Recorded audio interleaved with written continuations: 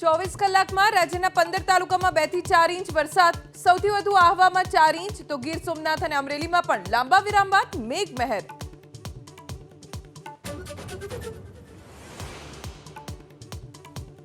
અતિભારે વરસાદથી પાકને થયેલા નુકસાનને લઈ આજે જાહેર થઈ શકે છે સહાય પેકેજ. સૌરાષ્ટ્ર અને દક્ષિણ ગુજરાતના ખેડૂતો માટે એસડીઆરએફ મુજબ પેકેજ જાહેર થવાની શક્યતા.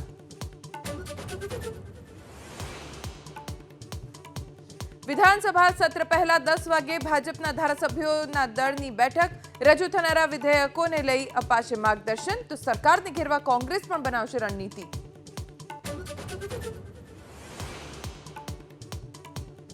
આજથી વિધાનસભાનું ત્રિદિવસીય ચોમાસુ સત્ર. બપોરે 12 વાગે ટૂંકી મુદ્દતના 5 પ્રશ્નથી ગૃહની કાર્યવાહીનો પ્રારંભ. પૂર્વ સભ્યોના નિધન પર શોકદર્શક પ્રસ્તાવ પાસ કરાશે. મહેસાણાના વિસનગરમાં નકલી એસટી કર્મચારીનો પર્દાફાશ.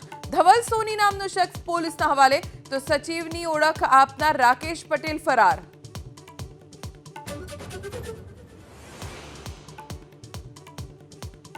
SC/ST અનામત કોટાની અંદર કોટા પર કેટલીક જગ્યાએ ભારત બંધની અસર.